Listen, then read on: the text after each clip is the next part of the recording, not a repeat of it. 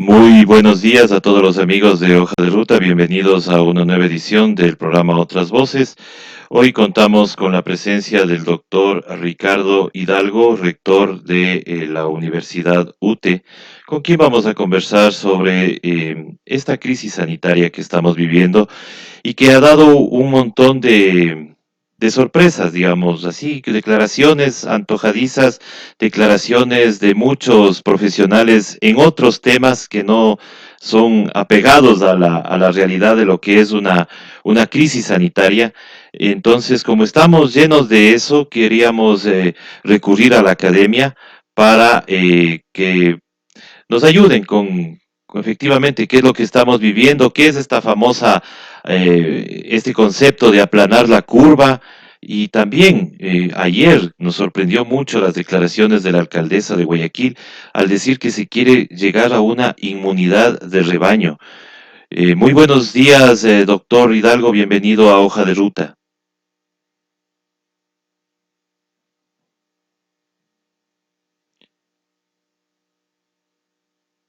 Doctor, muy buenos días. Parece que tenemos algún problema con el... Buenos días con Ah, sí. todos y muchas gracias por la invitación. Es un gusto estar en su programa. Muchas gracias, doctor. Le quería comentar, bueno, estamos en una crisis sanitaria y mucho se habla, mucho se dice. Hemos tenido problemas, inclusive hasta con las estadísticas de fallecidos. ¿Qué es esto de aplanar la curva, por ejemplo? Que es algo que la gente no entiende muy bien. Bueno, lo que ocurre es que se están utilizando conceptos de epidemiología para transmitirlos a la población general. Entonces, cuando hablamos de temas epidemiológicos o de temas de inmunología, que es una especialidad de la medicina también compleja, cuesta mucho de entender.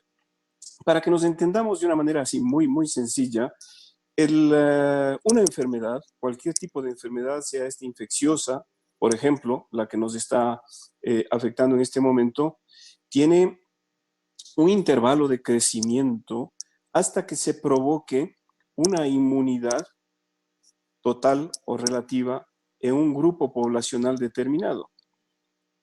Cuando la gente se contagia de la enfermedad y desarrolla defensas, se supone que esas personas ya no van a volver a contaminarse. Digo se supone porque hay datos sobre este virus que hablan que no necesariamente es así, y si bien es cierto, no se ha encontrado una reinfección en la población que ya ha sido contagiada, lo que se ve es que esta población, al ser estudiada, no desarrolla todos los anticuerpos que debió haber desarrollado.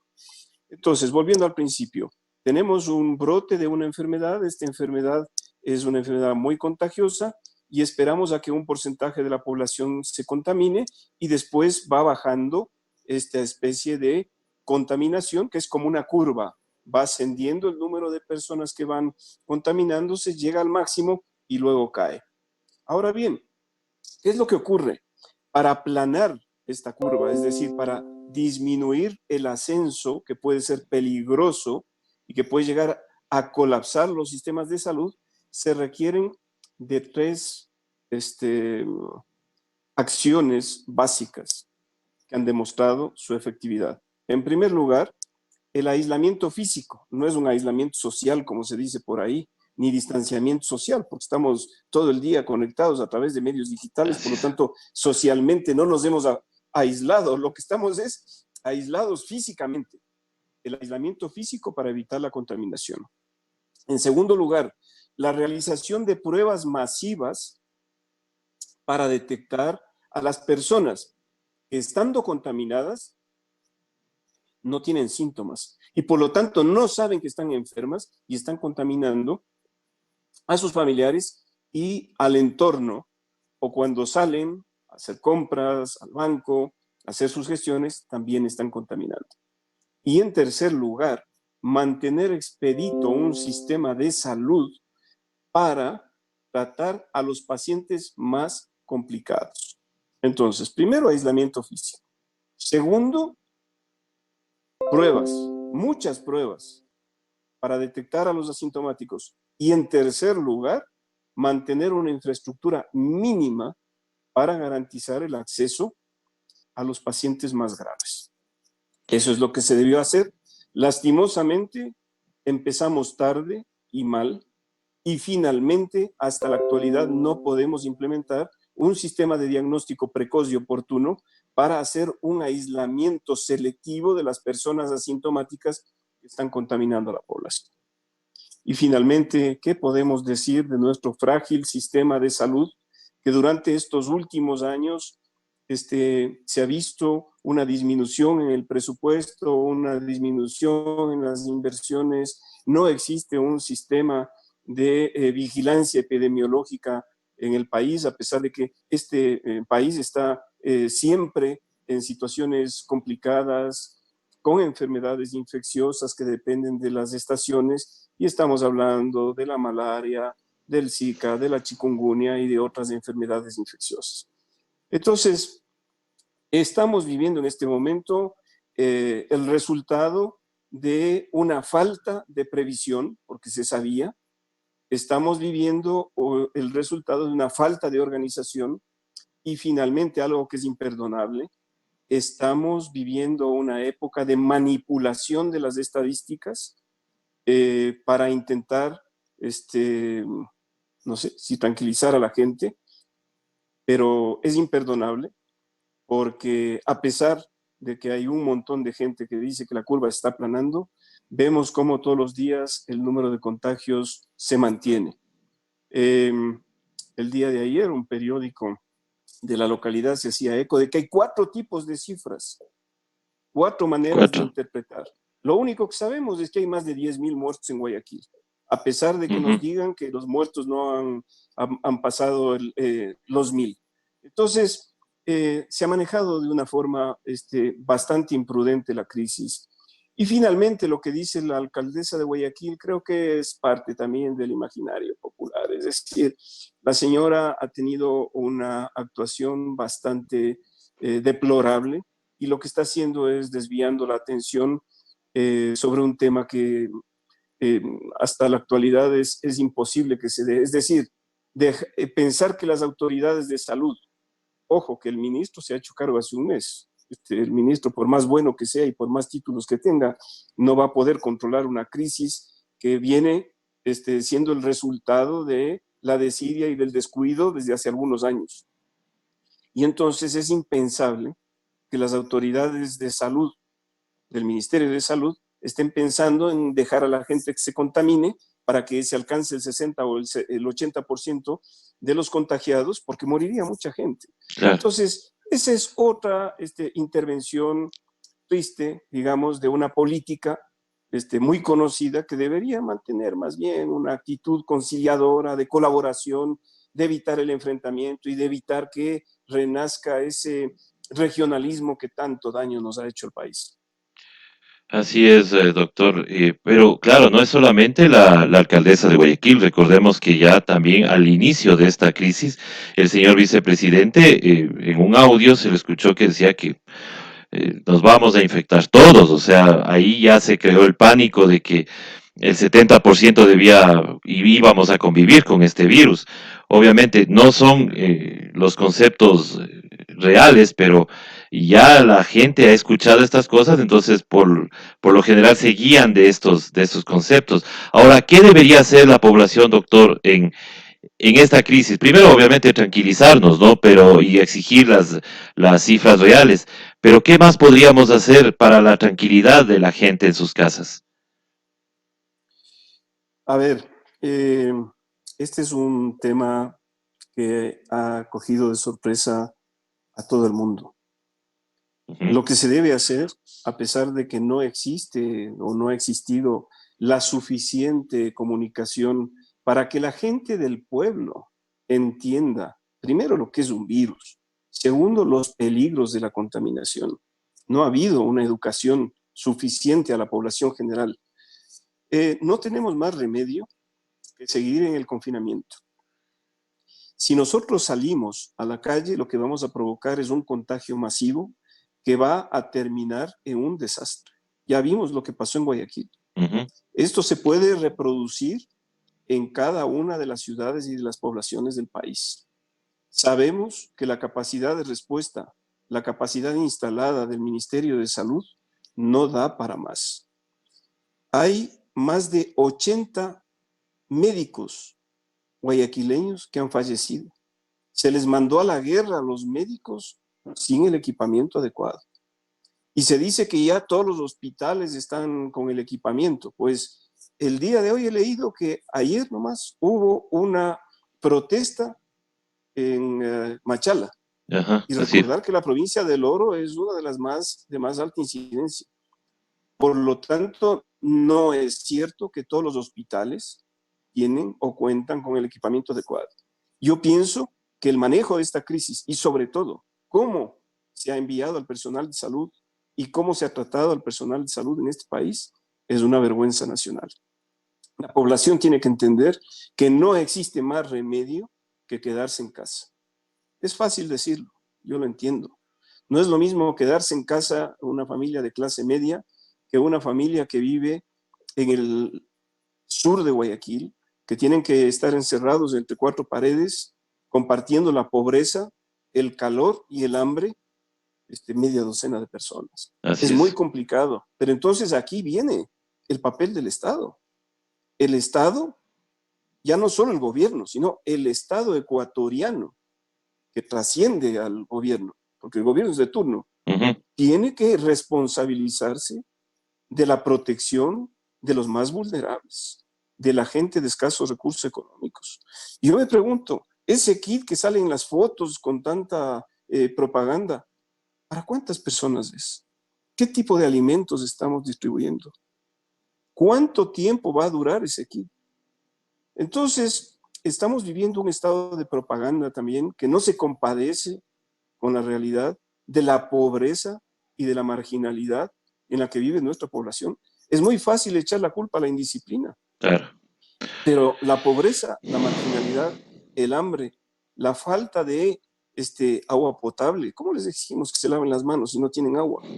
La falta Exacto. de canalización, es decir, los determinantes sociales de la salud que tienen que ver con la pobreza y la marginalidad matan igual o más que el virus y son un factor de riesgo de por sí para incremento de la mortalidad. Claro, es un tema que el Estado debía haberse preocupado. Y lastimosamente en este país, en nuestro país, no tenemos esa cultura de la prevención. Hoy nos lo estamos viviendo, hoy estamos palpando lo que está pasando, pero ojalá esto también nos cambie un poco. Doctor, yo quiero hacerle también una pregunta en el tema en el que usted maneja, que es la universidad.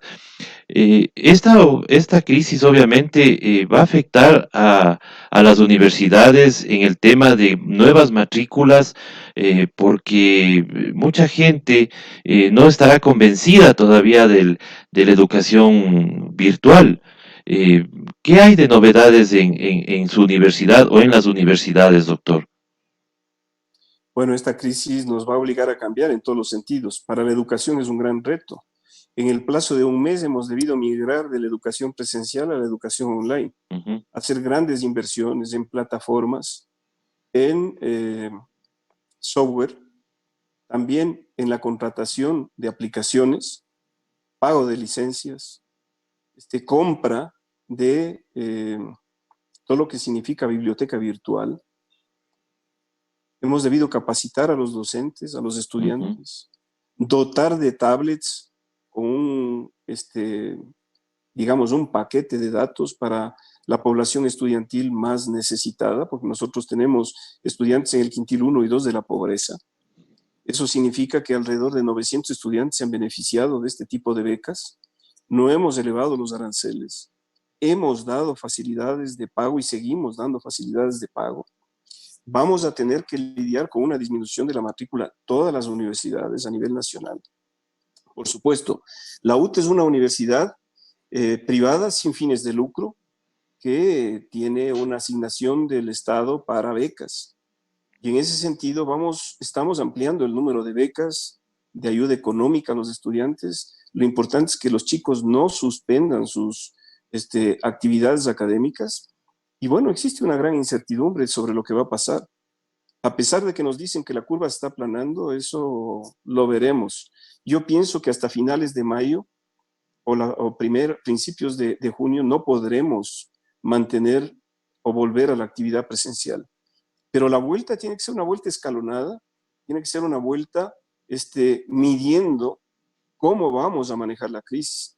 Ya no podemos tener aulas de 30 o de 40 estudiantes, deberemos Así tener es. grupos de 15 o de 20 estudiantes, deberemos tener un horario matutino, vespertino y nocturno para optimizar las aulas en grupos más pequeños.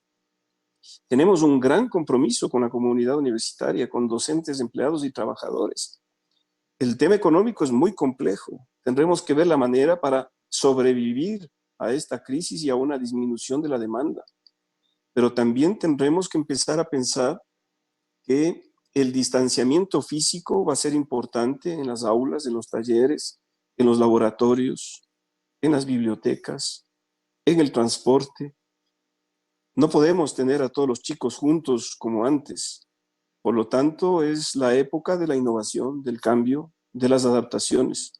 Y la universidad, como es una institución, hablando de la universidad en general, que debe ser solidaria con la sociedad, pues estamos trabajando, estamos apoyando a las distintas instancias, a las autoridades de salud, de educación, con distintas iniciativas. Se están manejando ahora prototipos de respiradores en las que hemos trabajado varias universidades. Estamos apoyando con laboratorios de investigación que se están convirtiendo en laboratorios de diagnóstico para apoyar a la realización de pruebas. Estamos practicando algunos ensayos clínicos para probar medicamentos, pruebas diagnósticas.